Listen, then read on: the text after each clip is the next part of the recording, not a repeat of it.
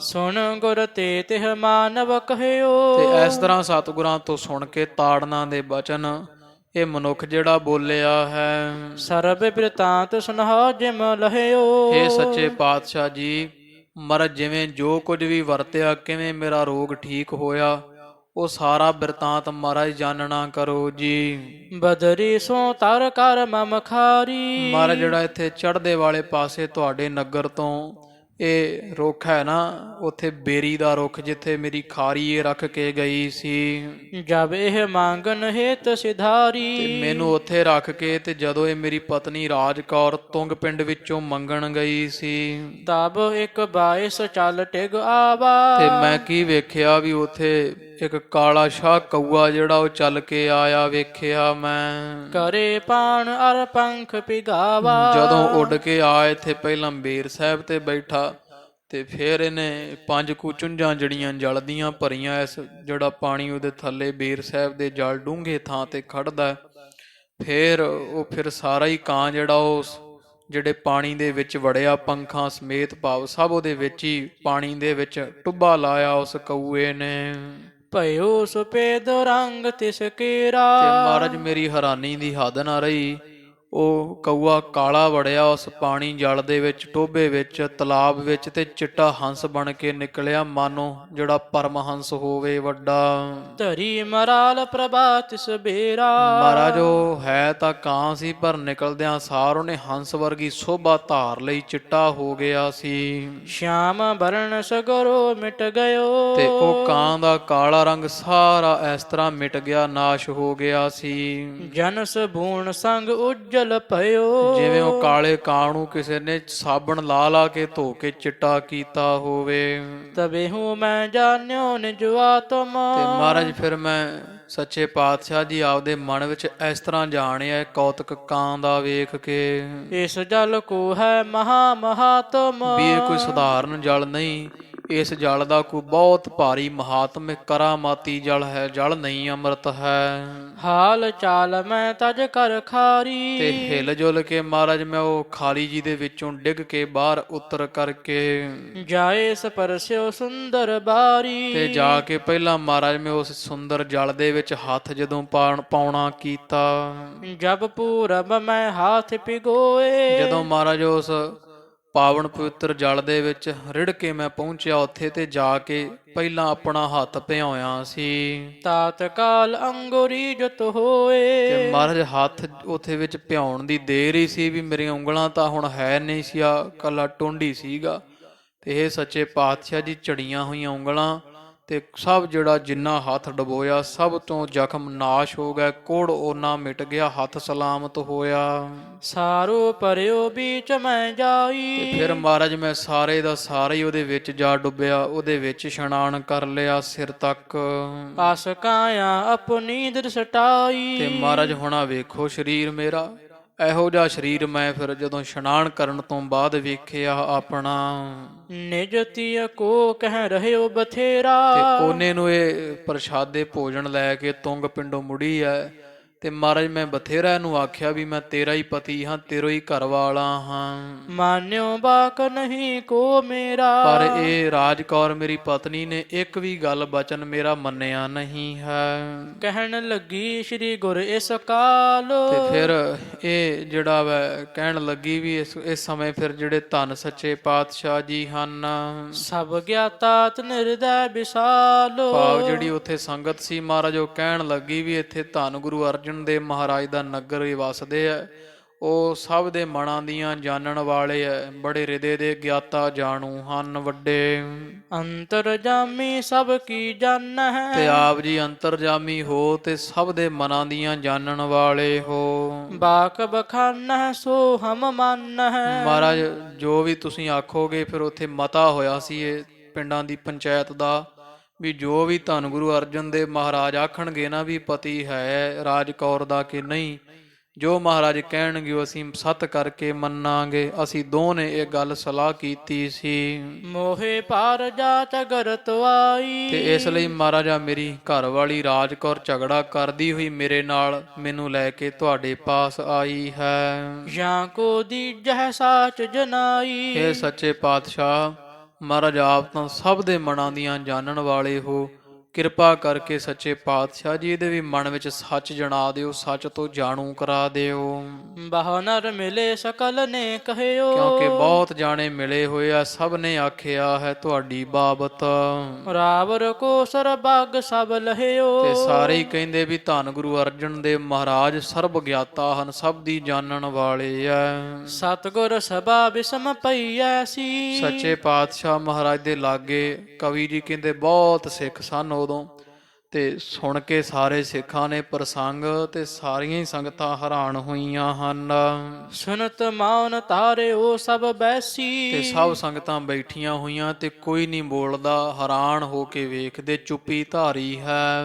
ਸ਼੍ਰੀ ਅਰਜਨ ਜੀ ਬਾਕ ਬਖਾਨਾ, ਧੰਨ ਸਾਹਿਬ ਸ੍ਰੀ ਗੁਰੂ ਅਰਜਨ ਦੇਵ ਜੀ ਮਹਾਰਾਜ ਸੱਚੇ ਪਾਤਸ਼ਾਹ ਜੀ ਆ। ਫਿਰ ਇੱਥੇ ਸਿੱਖਾਂ ਦੀ ਸਭਾ ਵਿੱਚ ਪਤੀ ਪਤਨੀ ਦੇ ਝਗੜੇ ਨੂੰ ਵੇਖ ਕੇ ਇਸ ਤਰ੍ਹਾਂ ਉਚਾਰਿਆ ਬਚਨ, ਬੈਠਾ ਸ਼ਬਦ ਸੁਨਹਾ ਨਿਜ ਕਾਨਾ। ਮਹਾਰਾਜ ਕਹਿੰਦੇ ਸੁਣੋ ਭਾਈ, ਫਿਰ ਬਹਿ ਜਾਓ। ਭਾਵ ਸਿੱਖਾਂ ਨੂੰ ਮਹਾਰਾਜ ਨੇ ਐ ਕਹਿ ਦਿੱਤਾ ਜਿਹੜੇ ਖੜੇ ਸਨ ਕੁਝ, ਵੀ ਇਹ ਕੀ ਹੋ ਰਿਹਾ। ਮਹਾਰਾਜ ਸਭ ਸੰਗਤ ਨੂੰ ਕਹਿੰਦੇ ਭਈ ਸਾਰੇ ਹੀ ਹੇਠਾਂ ਬੈਠ ਜਾਓ, ਤੇ ਰਾਗੀ ਸਿੱਖ ਜਿਹੜਾ ਕੀਰਤਨ ਕਰ ਰਹੇ ਆ, ਆਪ ਸਭ ਕੀਰਤਨ ਵਿੱਚ ਧਿਆਨ ਦਿਓ ਸਾਰੇ। ਹਮ ਕਹ ਹੈ ਕੋ ਘਟੀ ਪਿਛਾਰੀ, ਤੇ ਇਹ ਪਤੀ ਪਤਨੀ ਭਾਵ ਇਹ ਰਾਜਕੌਰ ਲੜਕੀ ਤੇ ਇਹ ਇਸ ਦਾ ਜੋ ਨਾਲ ਆਇਆ ਜਾਂ ਜਿਹੜੇ ਵੀ ਝਗੜਾ ਹੈ ਨਾ, ਅਸੀਂ ਇੱਕ ਕੁਝ ਕੁ ਘੜੀਆਂ ਬਾਅਦ ਤੁਹਾਨੂੰ ਇਹਦਾ ਨਿਰਣਾ ਕਰਕੇ ਦੱਸਾਂਗੇ ਵੀ ਇਹ ਸੱਚ ਕੀ ਹੈ। ਸਾਚ ਝੂਠ ਕਰ ਦੇਹ ਨਿਰਾਰੀ, ਵੀ ਅਸੀਂ ਸਭ ਅੱਡੋ ਅੱਡ ਕਰ ਦੇਵਾਂਗੇ ਵੀ ਸੱਚ ਕੀ ਹੈ ਝੂਠ ਕੀ ਹੈ। ਹੁਣ ਨਹੀਂ, ਭਾਵ ਜਾਣਦੇ ਤਾਂ ਮਰਜ ਸਾਨੀ, ਪਰ ਗੁਰੂ ਗਰੀਬ ਨਵਾਜ ਸਰੋਵਰ ਦੀ ਮਹਿਮਾ ਜਣਾ ਰਹੇ ਆ। ਵੀ ਜਿਹੜੇ ਹੁਣ ਕਹਿੰਦੇ ਆ ਨਾ ਆਖੇ ਜੀ ਸਰੋਵਰਾਂ ਵਿੱਚ ਇਸ਼ਨਾਨ ਕਰਨ ਨੂੰ ਕੀ ਹੈ, ਆਖੇ ਉਹ ਭਗਤ ਕਬੀਰ ਸਾਹਿਬ ਜੀਆਂ ਦੇ ਜਿਹੜੀ ਵੈ ਸ਼ਬਦਾਂ ਦਾ ਆਸਰਾ ਲੈ ਲੈ ਕੇ ਸਰੋਵਰਾਂ ਦਾ ਖੰਡਨ ਕਰਦੇ ਆ, ਹਰ ਕੇ ਸੰਤ ਨਾਕੀ ਹੈ। ਤੇ ਜਾਂ ਕਹਿੰਦੇ ਆ ਕਿ ਨਾਵਣ ਚੱਲੇ ਤੀਰਥੀ ਮਨ ਖੋਟੇ ਤਨ ਚੋਰ, ਇੱਕ ਪਾ ਲੱਥੀ ਨਾਤਿਆ ਦੋਏ ਪਾ ਚੜੀ ਉਸ ਹੋਰ। ਪਰ ਉਹ ਗੁਰੂ ਨਾਨਕ ਪਾਤਸ਼ਾਹ ਮਹਾਰਾਜ ਦੇ ਗੁਰਮਤਿ ਸਿਧਾਂਤ ਤੋਂ ਬਿਨਾਂ ਜਦੋਂ ਇਹਦੇ ਅਰਥ ਕਰਦੇ ਆ, ਇਸ ਤਰ੍ਹਾਂ ਅਰਥ ਹੁੰਦੇ ਆ। ਪਰ ਜੇ ਕੋਈ ਅਰਥ ਕਰੇ ਗੁਰੂ ਨਾਨਕ ਪਾਤਸ਼ਾਹ ਮਹਾਰਾਜ ਦੇ ਸਿਧਾਂਤ ਦੁਆਰਾ, ਤੇ ਫਿਰ ਸਾਧ ਸੰਗਤ ਜੀ ਅਰਥ ਉਹੀ ਹੋਣਗੇ ਜਿਹੜਾ ਗੁਰੂ ਕਾ ਇਤਿਹਾਸ ਗਵਾਹੀ ਭਰਦਾ ਹੈ। ਕਿਉਂਕਿ ਇਸ ਤਰ੍ਹਾਂ ਤਾਂ ਫਿਰ ਸਾਰੇ ਇਤਿਹਾਸ ਦਾ ਹੀ ਫਿਰ ਖੰਡਨ ਕਰਦੇ, ਫਿਰ ਕੀ ਜ਼ਰੂਰਤ ਸੀ ਮਹਾਰਾਜ ਨੂੰ ਅੰਮ੍ਰਿਤ ਸਰੋਵਰ 5 ਸੰਤੋਖਸਰ ਸਾਹਿਬ, ਵਿਵੇਕਸਰ, ਕੌਲਸਰ, ਇਸ ਤਰ੍ਹਾਂ ਰਾਮਸਰ, ਅੰਮ੍ਰਿਤਸਰ ਇਹ ਸਰੋਵਰ ਲਵਾਉਣ ਦੀ ਸੱਚੇ ਪਾਤਸ਼ਾਹ ਨੂੰ ਕੀ ਜ਼ਰੂਰਤ। ਬੌਲੀ ਦੇ ਮਹਾਤਮ ਦੀ ਕਥਾ ਆਪਾਂ ਸਾਰੀ ਸੰਗਤ ਨੇ ਸੁਣੀ ਹੈ, ਵੀ ਕਿੱਡਾ ਵੱਡਾ ਮਹਾਤਮ ਧੰਨ ਗੁਰੂ ਅਮਰਦਾਸ ਜੀ ਮਹਾਰਾਜ ਜੀਆਂ ਨੇ ਵਿਖਾਇਆ। ਵੀ ਜਿਹੜੇ ਇੱਥੋਂ ਦੇ ਆਉਣ ਵਾਲੇ ਉਹ ਸਾਧੂ ਗੰਗਾ ਵਿੱਚ ਗਵਾਚਾ ਹੋਇਆ ਲੋਟਾ ਮਹਾਰਾਜ ਨੇ ਬੌਲੀ ਸਾਹਿਬ ਚੋਂ ਕੱਢ ਕੇ ਵਿਖਾ ਦਿੱਤਾ ਸੀ। ਤੋ ਇਸ ਤਰ੍ਹਾਂ ਜਿਹੜਾ ਹੈ ਉਹ ਗੁਰੂ ਗਰੀਬ ਨਵਾਜ ਸੱਚੇ ਪਾਤਸ਼ਾਹ ਦੇ ਦਰ ਘਰਾਂ ਦੀ ਫਿਰ ਉਹ ਸਰੋਵਰਾਂ ਦੀ ਇਤਿਹਾਸਕ ਖੰਡਨ ਕਰਦੇ ਆ। ਪਰ ਇੱਥੇ ਗੁਰੂ ਅਰਜਨ ਦੇਵ ਮਹਾਰਾਜ ਜੀ ਉਦੋਂ ਹੀ ਦੱਸ ਸਕਦੇ ਸੀ ਵੀ ਪਤੀ ਇਹੋ ਹੀ ਹੈ ਤੇਰਾ, ਵੀ ਇਹ ਸਰੋਵਰ ਜਿਹੜਾ ਇਹ ਧੰਨ ਗੁਰੂ ਨਾਨਕ ਪਾਤਸ਼ਾਹ, ਗੁਰੂ ਅੰਗਦ ਦੇਵ, ਗੁਰੂ ਅਮਰਦਾਸ, ਗੁਰੂ ਰਾਮਦਾਸ ਤੇ ਇਹਨਾਂ ਦੇ ਚਰਨ ਪਏ ਹੋਏ ਆ, ਤਾਂ ਏਡਾ ਪ੍ਰਤਾਪੀ ਸਥਾਨ ਹੈ। ਪਰ ਮਹਾਰਾਜ ਜੀ ਸਭ ਸੰਗਤਾਂ ਨੂੰ ਤੇ ਹੁਣ ਵਾਲਿਆਂ ਨੂੰ ਜਿਹੜੇ ਤਰਕ ਕਰਦੇ ਮਹਾਰਾਜ ਨੇ ਜਣਾਇਆ ਹੀ ਹੈ ਮਾਨੋ ਵੀ ਇਹ ਸਰੋਵਰ ਦੀ ਮਹਾਨਤਾ ਇਸ ਤਰ੍ਹਾਂ ਹੈ ਵੀ ਐਡੀ ਵੱਡਾ ਮਹਾਤਮ ਹੈ ਰਮਦਾਸ ਜਾਂ ਰਾਮਦਾਸ ਸਰੋਵਰ ਦਾ, ਅੰਮ੍ਰਿਤ ਸਰੋਵਰ ਦਾ। ਤੋ ਗੁਰੂ ਗਰੀਬ ਨਵਾਜ ਫਿਰ ਉਦੋਂ ਉਸੇ ਵੇਲੇ ਨਹੀਂ ਦੱਸਿਆ। ਮਹਾਰਾਜ ਕਹਿੰਦੇ ਭਾਈ ਕੁਝ ਘੜੀਆਂ ਤੁਸੀਂ ਕੀਰਤਨ ਸੁਣੋ ਸਾਰੇ ਭਾਈ, ਅਸੀਂ ਕੁਝ ਘੜੀਆਂ ਬਾਅਦ ਇਹਦਾ ਨਿਰਣਾ ਕਰ ਦੱਸਾਂਗੇ। ਇਮ ਕਹਿ ਨੈਣ ਮੂੰਦ ਕੀ ਧਿਆਨਾ, ਇਸ ਤਰ੍ਹਾਂ ਕਹਿ ਕੇ ਸੱਚੇ ਪਾਤਸ਼ਾਹ ਦੀਆਂ ਨੇਤਰ ਬੰਦ ਕਰ ਲਏ ਤੇ ਧਿਆਨ ਵਿੱਚ ਸਥਿਤ ਹੋ ਗਏ ਹਨ। ਮਨ ਠਹਿਰਾਇਓ ਗੁਰੂ ਸੋ ਜਾਨਾ, ਤੇ ਸੁਗੜ ਸਰੂਪ ਗੁਰੂ ਸੱਚੇ ਪਾਤਸ਼ਾਹ ਜੀਆਂ ਧੰਨ ਗੁਰੂ ਅਮਰਦਾਸ ਮਹਾਰਾਜ ਸੁਜਾਨ ਪਾਤਸ਼ਾਹ ਵਿੱਚ ਮਨ ਠਹਿਰਾ ਲਿਆ, ਮਨ ਬਿਰਤੀ ਲਾਈ ਹੈ। ਦੋਹਰਾ ਸ਼੍ਰੀ ਅਰਜਨ ਸਰਬੱਗਿਆ ਗੁਰ, ਕਵੀ ਜੀ ਕਹਿੰਦੇ ਧੰਨ ਸਾਹਿਬ ਸ੍ਰੀ ਗੁਰੂ ਅਰਜਨ ਦੇਵ ਜੀ ਮਹਾਰਾਜ ਸਰਬ ਗਿਆਤਾ ਹਨ। ਸਰਬ ਗਿਆਤਾ ਸਭ ਦੇ ਮਨ ਦੀ ਜਾਣਨ ਵਾਲੇ ਸਤਿਗੁਰੂ ਹੈ। ਨੇਤਰ ਮੂੰਦ ਕੀ ਧਿਆਨ, ਤੇ ਸਤਿਗੁਰਾਂ ਨੇ ਨੇਤਰ ਬੰਦ ਕਰ ਲਏ ਤੇ ਧਿਆਨ ਲਾਉਣਾ ਕੀਤਾ ਹੈ। ਤੇ ਸੋ ਛਿਨ ਸ਼੍ਰੀ ਗੁਰ ਅਮਰ ਜੀ, ਤੇ ਜਦੋਂ ਧਿਆਨ ਲਾਇਆ ਤੇ ਉਸ ਸਮੇਂ ਧੰਨ ਸਾਹਿਬ ਸ੍ਰੀ ਗੁਰੂ ਅਮਰਦਾਸ ਜੀ ਸੱਚੇ ਪਾਤਸ਼ਾਹ। ਦਈ ਦਿਖਾਈ ਆਨ ਗੁਰੂ ਗਰੀਬ ਨਵਾਜ ਦੇ ਧਿਆਨ ਵਿੱਚ ਤੀਜੇ ਪਾਤਸ਼ਾਹ ਮਹਾਰਾਜ ਆਣ ਪਹੁੰਚੇ ਆ। ਚੌਪਈ ਧਿਆਨ ਤੇਰੇ ਔਰ ਮਹਿ ਗੁਰ ਤੇ ਆਏ। ਜਦੋਂ ਧਿਆਨ ਵਿੱਚ ਟਿਕੇ ਹੋਏ ਗੁਰੂ ਅਰਜਨ ਦੇਵ ਮਹਾਰਾਜ ਜੀਆਂ ਦੇ ਹਿਰਦੇ ਵਿੱਚ ਧੰਨ ਸਾਹਿਬ ਸ੍ਰੀ ਗੁਰੂ ਅਮਰਦਾਸ ਮਹਾਰਾਜ ਧਿਆਨ ਵਿੱਚ ਪਹੁੰਚੇ ਆ। ਸਕਲ ਬਾਤ ਕੋ ਪੇਵ ਜਨਾਏ। ਤੇ ਇਹਨਾਂ ਨੇ ਫਿਰ ਆਪਦੇ ਬਿਰਤੀ ਨਾਲ ਹੀ ਸਾਰੀ ਗੱਲ ਦਾ ਭੇਵ ਜਣਾ ਦਿੱਤਾ ਵੀ ਇੱਥੇ ਮਹਾਰਾਜਾ ਦੋਵੇਂ ਆਏ ਹੋਏ ਹਨ, ਪਤੀ ਪਤਨੀ। ਇਹੋ ਨਰ ਸਾਚੀ ਪਾਖਤ ਬਾਤ। ਤੇ ਗੁਰੂ ਅਮਰਦਾਸ ਮਹਾਰਾਜ ਜੀ ਸਾਰੀ ਜਿਹੜੀ ਉਹ ਗੱਲ ਦਾ ਭੇਦ ਜਣਾ ਦਿੱਤਾ ਕਿ ਹੇ ਅਰਜੁਨ ਦੇਵ, ਜਿਹੜੇ ਇਹ ਆਏ ਆ ਨਾ ਪਤੀ ਪਤਨੀ, ਇਹੋ ਹੀ ਇਹਦਾ ਪਤੀ ਹੈ ਜਿਹੜੇ ਤੇਰਾ ਪਾਸ ਖੜਾ ਹੋਏ, ਤੁਹਾਡੇ ਪਾਸ ਖੜਾ ਹੈ। ਜਬ ਸੋ ਨਾਤ ਤਹਿ ਤਬ ਸੰਕ੍ਰਾਂਤ। ਕਿਉਂਕਿ ਜਦੋਂ ਇਹ ਇਸ਼ਨਾਨ ਕੀਤਾ ਨੇ ਉਹ ਬੇਰ ਸਾਹਿਬ ਦੇ ਹੇਠਾਂ ਜਿੱਥੇ ਜਲ ਖੜਦਾ ਹੈ, ਉਸ ਥਾਂ ਤੇ ਉਦੋਂ ਸੰਕਰਾਂਤ ਦਾ ਪੁਰਬ ਭਾਵ ਵਿਸਾਖੀ ਦਾ ਪੁਰਬ ਹੋਣ ਕਰਕੇ ਹਮਨੇ ਪਿਤਾ ਤੁਮਾਰੋ ਪ੍ਰੇਰਾ। ਤੇ ਉਸ ਕਰਕੇ ਦਾ ਸਰੀਰ ਦੇ ਇਹ ਸਾਰੇ ਤੰਦਰੁਸਤ ਹੋ ਗਏ ਅੰਗ ਜਿਹੜੇ ਹੈ। ਕਿਉਂਕਿ ਕੋਈ ਸਮਾਂ ਸੀ ਅਸੀਂ ਤੁਹਾਡੇ ਪਿਤਾ ਗੁਰੂ ਰਾਮਦਾਸ ਜੀ ਨੂੰ ਪ੍ਰੇਰਿਆ ਸੀ ਇੱਕ ਸਮੇਂ। ਜਾਏ ਤੜਾਗ ਲਗਾਏ ਬਡੇਰਾ। ਉਹਨਾਂ ਨੂੰ ਅਸੀਂ ਆਖਿਆ ਸੀ ਵੀ ਜਾਓ ਉੱਥੇ ਤੁੰਗ ਪਿੰਡ ਗਿਲਵਾਲੀ ਤੇ ਆਦਿਕ ਉੱਥੇ ਗੁਰੂ ਕਾ ਚੱਕ ਤੇ ਸੰਤੋਖ ਸਰ ਸਾਹਿਬ ਜਿਹੜਾ ਵਾ ਉਹ ਸਰੋਵਰ ਲਾਉਣ ਤੋਂ ਬਾਅਦ ਇੱਕ ਅੰਮ੍ਰਿਤ ਸਰੋਵਰ ਵੀ ਉੱਥੇ ਖਦਵਾਉਣਾ ਕਰੋ। ਤਬ ਇੱਕ ਤਾਲ ਤਹਾਂ ਖੁਨਵਾਇਓ। ਤੇ ਤੁਹਾਡੇ ਪਿਤਾ ਜੀ ਨੇ ਇੱਕ ਤਾਲ ਸਰੋਵਰ ਪਹਿਲਾਂ ਖਦਵਾਇਆ ਸੀਗਾ ਜਿਹਦਾ ਨਾਮ ਸੰਤੋਖ ਸਰ ਕਹਿ ਲਓ। ਜਹ ਇਹ ਕੁਸ਼ਤੀ ਨੀਰ ਨਹਾਇਓ। ਤੇ ਜਿਸ ਸਰੋਵਰ ਵਿੱਚ ਕੋੜੇ ਨੇ ਜਿਸ ਸਰੋਵਰ ਦੇ ਵਿੱਚ ਇਸ਼ਨਾਨ ਕੀਤਾ ਨਾ, ਜਿਸ ਥਾਂ ਤੇ ਕੋੜਾ ਇਸ਼ਨਾਨ ਕਰਕੇ ਆਇਆ ਹੈ, ਤੁਮਕੋ ਉਚਿਤ ਅਹੈ ਇਸ ਕਾਲ। ਤੇ ਉਹ ਥਾਂ ਦੂਜਾ ਸਰੋਵਰ ਤੁਹਾਡੇ ਪਿਤਾ ਜੀ ਨੇ ਲਗਵਾਇਆ ਸੀ, ਖਦਵਾਇਆ ਸੀ। ਇਸ ਲਈ ਹੈ ਪੁੱਤਰ ਅਰਜੁਨ ਦੇਵ, ਤੁਹਾਡੇ ਵਾਸਤੇ ਹੁਣ ਇਹੀਓ ਗੱਲ ਯੋਗ ਬਣਦੀ, ਚੰਗੀ ਬਣਦੀ ਹੈ ਕਰਹ ਲਗਾਵਣ ਤਾਲ ਵਿਸਾਲ। ਵੀ ਇਹ ਸਰੋਵਰ ਵੱਡਾ ਕੀਤਾ ਜਾਵੇ ਤਾਂ ਕਿ ਹੋਰ ਵੀ ਜੀਆਂ ਦਾ ਕਲਿਆਣ ਹੋਵੇ। ਆਪ ਜੀ ਇੱਥੇ ਹੋਰ ਵੱਡਾ ਸਰੋਵਰ, ਸੁੰਦਰ ਸਰੋਵਰ ਖਦਵਾ ਕੇ ਪੱਕਾ ਬਣਵਾਓ। ਬਹੁਤ ਕਾਲ ਪਾ ਲਗ ਖੁਨਵਾਇਓ। ਕਿਉਂਕਿ ਬਹੁਤ ਸਮਾਂ ਪਹਿਲਾਂ ਜਿਹੜੇ ਸਨ ਤੁਹਾਡੇ ਪਿਤਾ ਜੀ, ਉਹਨਾਂ ਨੇ ਇੱਕ ਛੋਟਾ ਜਿਹਾ ਇੱਥੇ ਕੱਚਾ ਹੀ ਸਰੋਵਰ ਬਣਵਾਇਆ ਸੀ। ਜਹਾਂ ਦਿਸ਼ ਤੇ ਜਲ ਟਰ ਤਹਿ ਆਇਓ। ਤੇ ਬਾਰਿਸ਼ਾਂ ਪੈਣ ਕਰਕੇ ਚਾਰੇ ਪਾਸਿਆਂ ਤੋਂ ਜਦੋਂ ਜਲ ਢਲ ਢਲ ਕੇ ਦੇ ਵਿੱਚ ਆ ਪੈਣ ਲੱਗਾ, ਮ੍ਰਿਤਕਾ ਪਰੀ ਗਇਓ ਪਰ ਸੋਏ। ਤੇ ਮੀਆਂ ਬਾਰਿਸ਼ਾਂ ਕਾਰਨ ਰੋੜ ਪੈ ਪੈ ਕੇ ਮਿੱਟੀ ਇਹਦੇ ਵਿੱਚ ਪੈ ਗਈ ਤੇ ਇਹ ਪੂਰਿਆ ਗਿਆ, ਛੋਟਾ ਹੀ ਰਹਿ ਗਿਆ ਸੀ। ਚਿੰਨ ਪਛਾਣ ਮਾਤਰ ਤਹਿ ਹੋਏ। ਵੀ ਹੁਣ ਤਾਂ ਪਛਾਣ ਮਾਤਰੀ ਭਾਵ ਛੋਟਾ ਜਿਹਾ ਟੋਭਾ ਜਿਹਾ ਟੋਆ ਹੀ ਛੋਟਾ ਜਿਹਾ ਬਣ ਕੇ ਰਹਿ ਗਿਆ ਹੈ। ਹੇਤ ਮਹਾਤਮ ਕੇ ਵਿਦਤਾਵਨ। ਪਰ ਇਹ ਜੋ ਪ੍ਰਸੰਗ ਹੋਇਆ ਨਾ, ਇਹ ਕੋੜੇ ਵਾਲਾ, ਪਿੰਗਲੇ ਵਾਲਾ, ਰਾਜਕੌਰ ਵਾਲਾ, ਇਹ ਤਾਂ ਸਾਰੇ ਦਾ ਸਾਰਾ ਪ੍ਰਸੰਗ ਜਿਹੜਾ ਇਹ ਤਾਂ ਸਰੋਵਰ ਨੇ ਆਪਦੀ ਵਡਿਆਈ ਜਣਾਉਣਾ ਕੀਤੀ। ਸਤਿਗੁਰੂ ਰਾਮਦਾਸ ਮਹਾਰਾਜ ਪ੍ਰਗਟ ਕਰ ਰਹੇ ਆ। ਨਹਿ ਕੀਨ ਸਭ ਵਿਖੈ ਜਨਾਵਨ। ਤੇ ਇਸ ਤਰ੍ਹਾਂ ਹੁਣ ਧੰਨ ਗੁਰੂ ਅਰਜਨ ਦੇਵ ਮਹਾਰਾਜ ਸੱਚੇ ਪਾਤਸ਼ਾਹ ਜੀ ਹੁਣ ਜਾਣ ਗਏ ਆ, ਸਾਰੀ ਗੱਲ ਜਾਣਦੇ ਹੀ ਆ ਮਹਾਰਾਜ। ਪਰ ਸੱਚੇ ਪਾਤਸ਼ਾਹ ਜੀਆਂ ਨੇ ਕਿਤੇ ਵੀ ਕਿਸੇ ਨੂੰ ਜਣਾਉਣਾ ਨਹੀਂ ਕੀਤਾ ਵੀ ਇਹ ਸਰੋਵਰ ਜਿਹੜਾ ਇੱਥੇ ਅੰਮ੍ਰਿਤ ਸਰੋਵਰ ਸੀ। ਭਾਵ ਮਹਾਰਾਜ ਜੀ ਗੁਪਤੀ ਰਹੇ, ਸਿੱਖਾਂ ਨੂੰ ਜਨਾਉਣਾ ਨਾ ਕੀਤਾ ਸਤਿਗੁਰਾਂ ਨੇ। ਆਬ ਮਹਿਮਾ ਕੇ ਸਹਿਤ ਵਿਸਾਲਾ। ਪਰ ਹੁਣ ਵੇਖੋ ਸੰਗਤ ਜੀ, ਵੀ ਮਹਾਰਾਜ ਮਹਿਮਾ ਦੇ ਸਹਿਤ ਇਹ ਕੋੜੇ ਤੇ ਇਸ ਬੀਬੀ ਰਾਜ ਕੌਰ ਪਾਸੋਂ ਮਹਿਮਾ ਕਰਵਾ ਰਹੇ ਸਰੋਵਰ ਦੀ ਪ੍ਰਗਟ ਸੰਗਤਾਂ ਵਿੱਚ। ਵਿਦਤਾ ਵਹ ਸਿਰਜਾ ਸੁਬਤਾਲਾ। ਤੇ ਫਿਰ ਜਿਹੜੇ ਵਾ ਗੁਰੂ ਅਮਰਦਾਸ ਮਹਾਰਾਜ ਸੱਚੇ ਪਾਤਸ਼ਾਹ ਜੀ ਕਹਿੰਦੇ ਆ ਵਾਹਿਗੁਰੂ ਕਿ ਹੇ ਅਰਜੁਨ ਦੇਵ ਪੁੱਤਰ, ਤੁਸੀਂ ਇਹ ਸਰੋਵਰ ਦੀ ਹੁਣ ਖੁਦਵਾਈ ਕਰਾਓ। ਇਹ ਮਹਾਤਮ ਜਿਹੜਾ ਵਾ, ਕਿਉਂਕਿ ਕੋਈ ਸਮਾਂ ਸੀ ਇਹ ਸਰੋਵਰ ਜਿਹੜਾ ਉਹ ਅਲੋਪ ਹੋ ਗਿਆ ਸੀ, ਛੋਟਾ ਜਿਹਾ ਬਣ ਕੇ ਰਹਿ ਗਿਆ। ਪਰ ਹੁਣ ਸਮਾਂ ਹੈ ਵੀ ਆਪ ਸੋਹਣਾ ਵੱਡਾ ਸਰੋਵਰ ਖੁੱਲਾ ਡੁੱਲਾ ਇੱਥੇ ਬਣਵਾਉਣਾ ਕਰੋ। ਸ੍ਰੀ ਅੰਮ੍ਰਿਤ ਸਰ ਤਰੀਐ ਨਾਮੋ। ਤੇ ਇਸ ਸਰੋਵਰ ਦਾ ਨਾਮ ਅੰਮ੍ਰਿਤ ਸਰੋਵਰ ਰੱਖਣਾ ਹੈ, ਅੰਮ੍ਰਿਤਸਰ ਸਰੋਵਰ ਆਖਣਾ ਹੈ, ਰੱਖਣਾ ਹੈ। ਜਹਾਂ ਦਿਸ਼ ਮਹਿ ਸੁਪਾਨ ਅਬਿਰਾਮੋ। ਤੇ ਚਾਰੇ ਪਾਸਿਓਂ ਨਾ ਐਸੇ ਹੀ ਸਰੋਵਰ ਨੂੰ ਪੱਕੀਆਂ ਸੋਹਣੀਆਂ ਪੌੜੀਆਂ ਬਣਵਾਓ। ਰਾਮਦਾਸਪੁਰ ਰਾਮਦਾਸ ਸਰ। ਤੇ ਇਹਦੇ ਚਾਰੇ ਪਾਸੇ ਨਗਰ ਵਸ ਰਿਹਾ ਜਿਹੜਾ, ਇਹਦਾ ਗੁਰੂ ਕਾ ਚੱਕ ਦਾ ਨਾਮ ਰਾਮਦਾਸਪੁਰ ਰੱਖੋ। ਇਹਨੂੰ ਸਭ ਲੋਕ ਰਾਮਦਾਸਪੁਰ ਆਖਣਗੇ।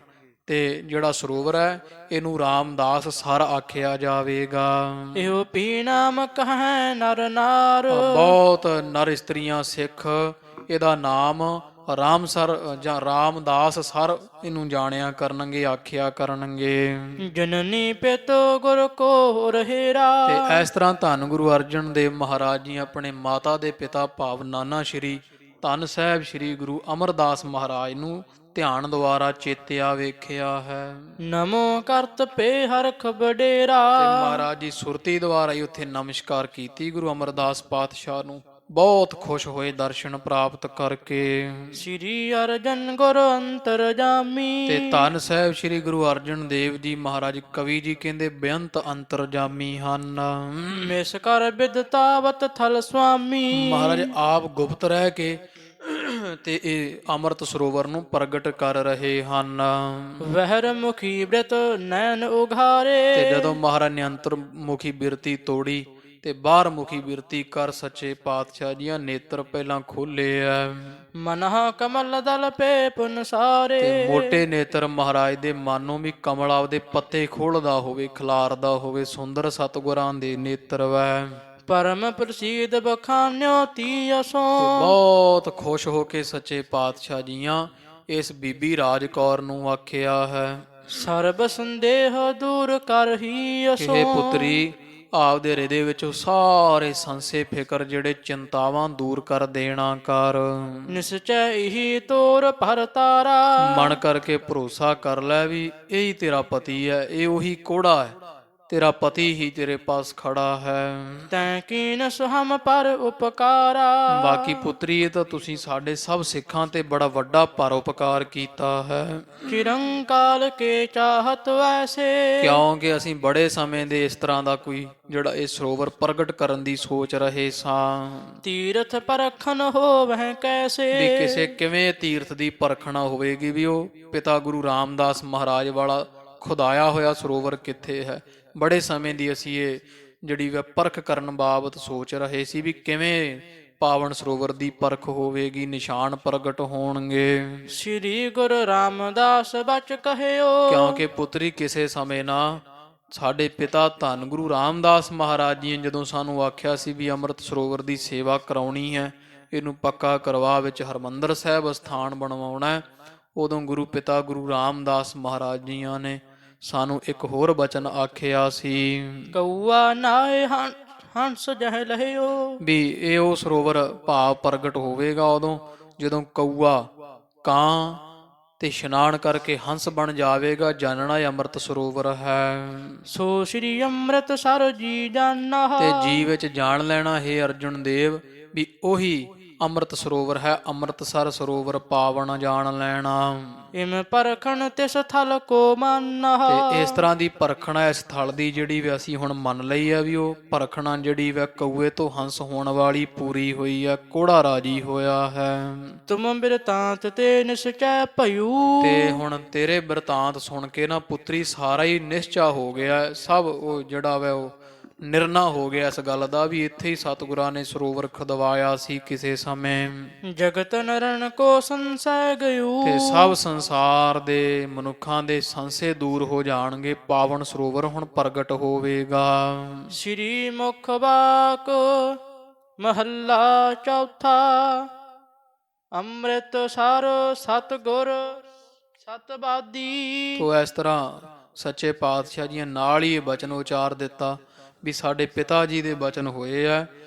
ਮਹੱਲਾ ਚੌਥਾ ਧੰਨ ਗੁਰੂ ਰਾਮਦਾਸ ਮਹਾਰਾਜ ਜੀਆਂ ਦੇ ਅੰਮ੍ਰਿਤਸਰ ਸਤਿਗੁਰ ਸਤਵਾਦੀ ਵੀ ਜਿਹੜਾ ਅੰਮ੍ਰਿਤ ਸਰੋਵਰ ਹੈ ਇਹ ਸਤਵਾਦੀ ਭਾਵ ਜਿਹੜੇ ਸਤ ਪ੍ਰਤੱਗੀ ਧੰਨ ਗੁਰੂ ਅਮਰਦਾਸ ਮਹਾਰਾਜ ਸੱਚੇ ਪਾਤਸ਼ਾਹ ਜੀਆਂ ਦੀ ਬਖਸ਼ਿਸ਼ ਹੈ ਇਸ ਉੱਪਰ।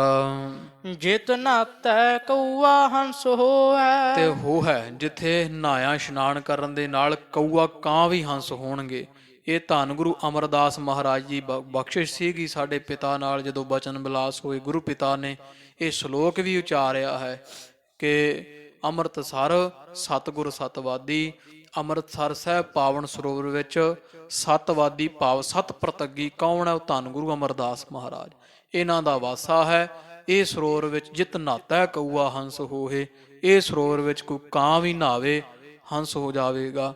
ਅੰਤਰੀ ਅਰਥ ਜਾਣੀਏ ਖਾਲਸਾ ਜੀ, ਕਾਂ ਕੌਣ ਹੈ? ਗੁਰਮੰਤਰ ਹੀਣਾਸਯ ਜੋ ਪ੍ਰਾਣੀ ਤ੍ਰਿਗੰਤ ਜਨਮ ਪ੍ਰਸਟਣ ਹੈ, ਕੂਕਰ ਹੈ, ਸੂਕਰ ਹੈ, ਗਰਦਬ ਹੈ, ਕੱਕ ਹੈ, ਸਰਪਣ ਹੈ, ਤੁਲ ਖਲ ਹੈ। ਮਹਾਰਾਜ ਨੇ ਇੱਥੇ ਇੱਕ ਕਾਂ ਦੀ ਜ਼ਿਕਰ ਕੀਤਾ ਵੀ ਜਿਹੜਾ ਨਾਮ ਤੋਂ ਬੇਮੁਖ ਹੈ। ਮਨ ਦਾ ਕਾਲਾ, ਜਿਵੇਂ ਕਾਂ ਕਾਲਾ, ਜਿਹਦਾ ਮਨ ਕਾਲਾ ਉਹ ਕਊਆ ਹੈ। ਤੋ ਜੋ ਵਿਸਟਾ ਕਾਗ ਖਾਵੇ, ਜਿਹੜਾ ਨਿੰਦਾ ਕਰਦਾ, ਨਿੰਦਕ ਨੂੰ ਕਾਂ ਆਖਿਆ, ਕਿਉਂਕਿ ਕਾਂ ਦਾ ਕੰਮ ਹੁੰਦਾ ਗੰਦ ਫੋਲਣਾ। ਉਹ ਸੁਗੰਧ ਜਿੱਥੇ ਹੁੰਦੀ ਹੈ, ਚੰਦਨ ਕਪੂਰ, ਉਹ ਤਾਂ ਛੱਡ ਦਿੰਦਾ, ਤੇ ਜਿੱਥੇ ਗੰਦ ਹੁੰਦਾ ਉੱਥੇ ਚੁੰਝਾਂ ਮਾਰਦਾ। ਇਸ ਤਰ੍ਹਾਂ ਜਿਹੜਾ ਨਿੰਦਕ ਹੁੰਦਾ ਗੁਣ ਤਾਂ ਸਾਰੇ ਦਿੰਦਾ ਛੱਡ, ਤੇ ਜਿਹੜੇ ਔਗਣ ਹੁੰਦੇ ਉਹ ਸਾਰੇ ਫੜ ਕੇ ਫਿਰ ਉਹਦੀ ਨਿੰਦਾ ਕਰਦਾ, ਔਗਣ ਵੇਖਦਾ। ਤੋ ਜਿਹੜੇ ਕੋ ਮਨ ਦੇ ਕਾਲੇ ਆ ਨਾ, ਨਿੰਦਕ ਵੀ ਹੋਵੇ ਕਿੱਡਾ ਮਰਜੀ ਪਾਪੀ ਤੋਂ ਪਾਪੀ ਹੋਵੇ, ਜਿਤ ਨਾਤਾ ਹੈ ਕਊਆ ਹੰਸ ਹੋਏ। ਮਾਰੇ ਕਹਿੰਦੇ ਐਸਾ ਪਾਵਨ ਸਰੋਵਰ ਹੈ, ਮਨ ਦਾ ਕਾਲਾ ਕਾਂ ਵਰਗਾ ਕਾਲਾ ਜਿਹਦਾ ਮਨ ਹੈ, ਕੋਈ ਪ੍ਰਾਣੀ ਦੇ ਵਿੱਚ ਇਸ਼ਨਾਨ ਕਰੇ ਸ਼ਰਧਾ ਦੇ ਨਾਲ, ਹੰਸ ਹੋ ਹੈ। ਜਿਵੇਂ ਹੰਸਾਂ ਹੀਰਾ ਮੋਤੀ ਚੁਗਣਾ, ਜਿਵੇਂ ਹੰਸ ਹੀਰੇ ਮੋਤੀ ਚੁਗਦੇ ਆ ਨਾ, ਤੇ ਉਸੇ ਤਰ੍ਹਾਂ ਪਰਮਹੰਸ ਬਣੇਗਾ ਉਹ, ਮਨ ਦਾ ਕਾਲੇ ਕਊਏ ਵਰਗਾ ਜਿਹਦਾ ਮਨ ਹੈ। ਇਸ ਅੰਮ੍ਰਿਤ ਸਰੋਵਰ ਦਾ ਇਸ਼ਨਾਨ ਦੇ ਨਾਲ ਕਾਲੇ ਕਊਏ ਵਰਗੇ ਮਨ ਵਾਲਾ ਪਾਪੀ ਤੋਂ ਪਾਪੀ ਪੁਰਸ਼ ਵੀ, ਉਹਦਾ ਮਨ ਇਉਂ ਹੋ ਜਾਵੇਗਾ ਚਿੱਟਾ ਪੁੰਨਾ ਸਹਿਤ, ਜਿਵੇਂ ਕਿਤੇ ਉਜਲਿਆ ਹੰਸ ਹੁੰਦਾ ਹੈ। ਇਹ ਮਹਾਰਾਜ ਦੀ ਬਖਸ਼ਿਸ਼ ਹੈ। ਅਬ ਤੁਮ ਨਿਸਾ ਗ੍ਰਾਮ ਮਹਿ ਚੱਲੋ। ਤੋ ਇਸ ਤਰ੍ਹਾਂ ਸੱਚੇ ਪਾਤਸ਼ਾਹ ਮਹਾਰਾਜ ਗੁਰੂ ਗਰੀਬ ਨਿਵਾਜ ਜੀ, ਅਬ ਤੁਮ ਨਿਸਾ ਗ੍ਰਾਮ ਮਹਿ ਚੱਲੋ, ਹੇ ਪੁੱਤਰੀ ਹੁਣ ਰਾਤ ਹੋ ਗਈ ਹੈ। ਇਹ ਸਾਡਾ ਨਾਲ ਹੀ ਇੱਥੇ ਘਰ ਹੈ। ਤੋ ਆਪ ਦੋਵੇਂ ਜਿਹੜੇ ਵਾ ਜਾਂ ਸਭ ਜਿੰਨੀ ਸੰਗਤ ਆਈ, ਹੁਣ ਇੱਕ ਵਾਰੀ ਆਪ ਪਿੰਡ ਵੱਲ ਨੂੰ ਚਲੇ ਜਾਓ, ਗੁਰੂ ਕੇ ਚੱਕ ਪਹੁੰਚ ਜਾਓ।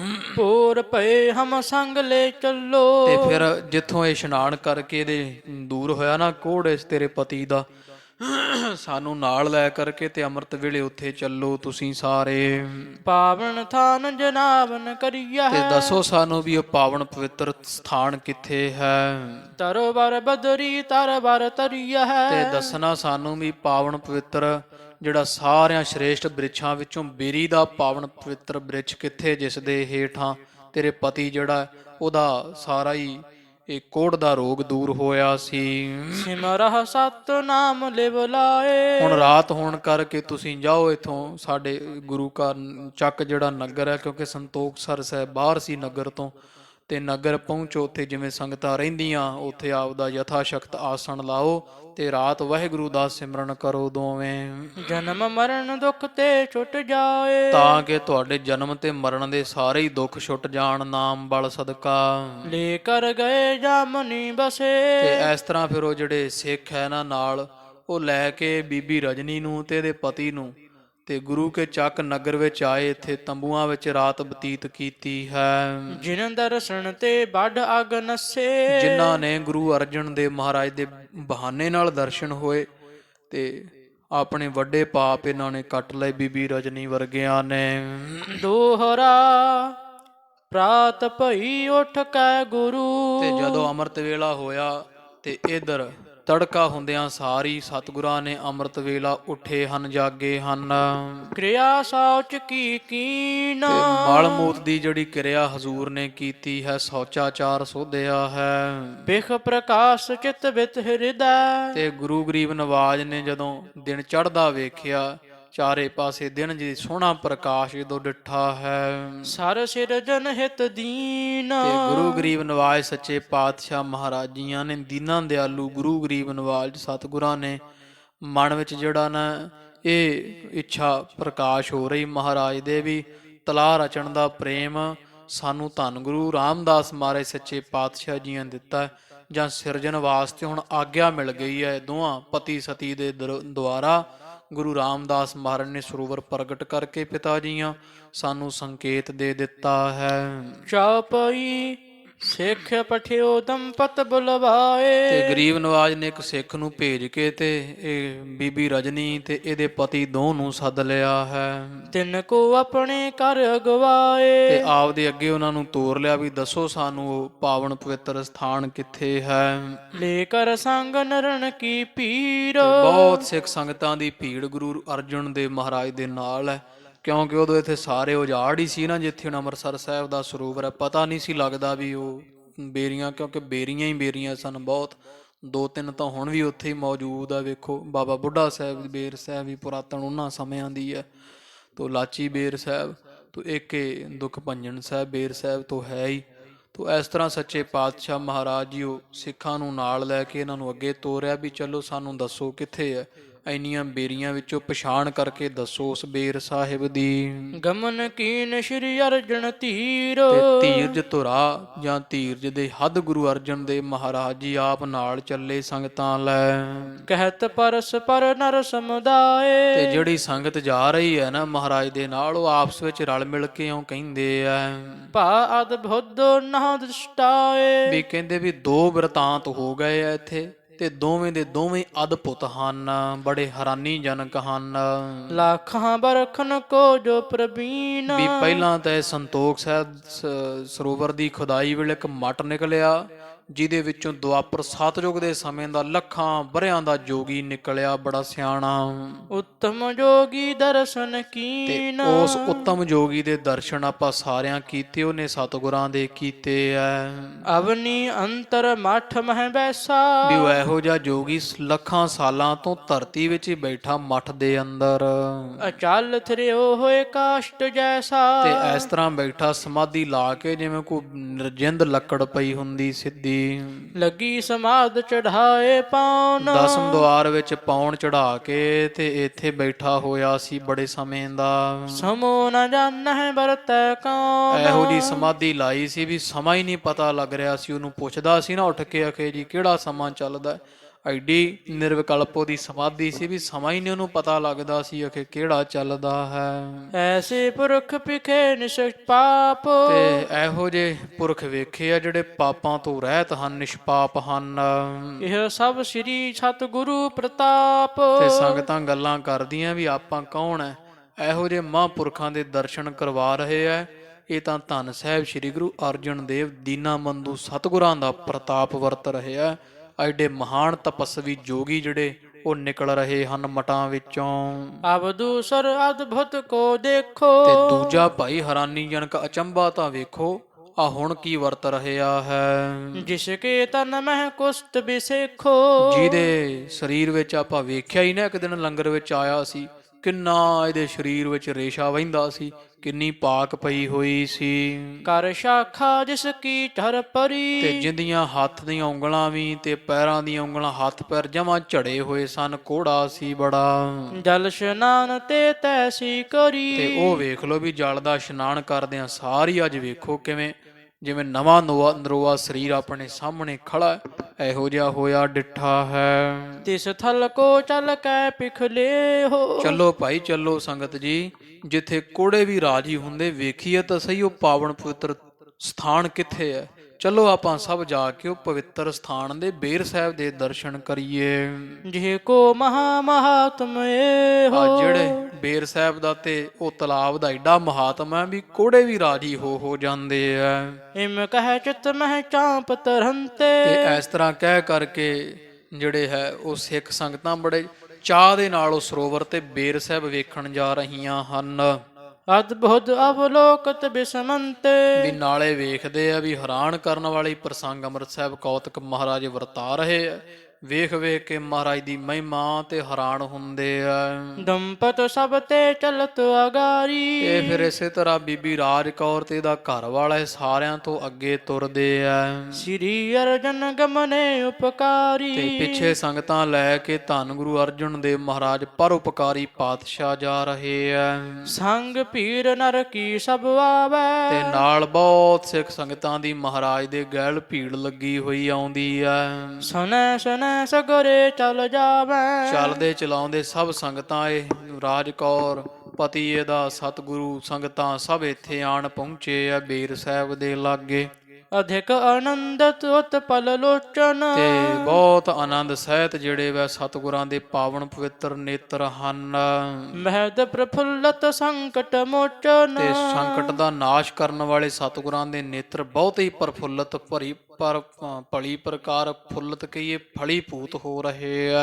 ਨਰ ਨਾਰੀ ਪਰ ਕਿਉ ਤਬ ਥਾਨ, ਤੇ ਇਹ ਜਿਹੜੇ ਨਾ ਬੀਬੀ ਰਾਜ ਕੌਰ ਜਾਂ ਬੀਬੀ ਰਜਨੀ ਤੇ ਇਹਦਾ ਪਤੀ ਜਿਹੜਾ ਠੀਕ ਹੋਇਆ, ਇਹਨਾਂ ਨੇ ਫਿਰ ਦੱਸਿਆ ਵੀ ਮਹਾਰਾਜ ਇੱਥੇ ਖਾਰੀ ਰੱਖੀ ਸੀ, ਮੈਂ ਚਲ ਗਈ ਸੀ ਤੁੰਗ ਪਿੰਡ ਲੈਣ ਵਾਸਤੇ ਪ੍ਰਸ਼ਾਦੇ। ਫਿਰ ਕੋੜਾ ਦੱਸਦਾ ਉਹ ਜਿਹੜਾ ਠੀਕ ਹੋਇਆ ਵੀ ਮਹਾਰਾਜ ਇੱਥੋਂ ਰਿੜ ਕੇ ਇਸ ਤਰ੍ਹਾਂ ਮੈਂ ਗਿਆ ਇੱਥੇ ਕਾਂ ਇਸ ਤਰ੍ਹਾਂ ਉਹਦੇ ਵਿੱਚ ਟੋਭਾ ਲਾ ਕੇ ਤੇ ਹੰਸ ਬਣਿਆ।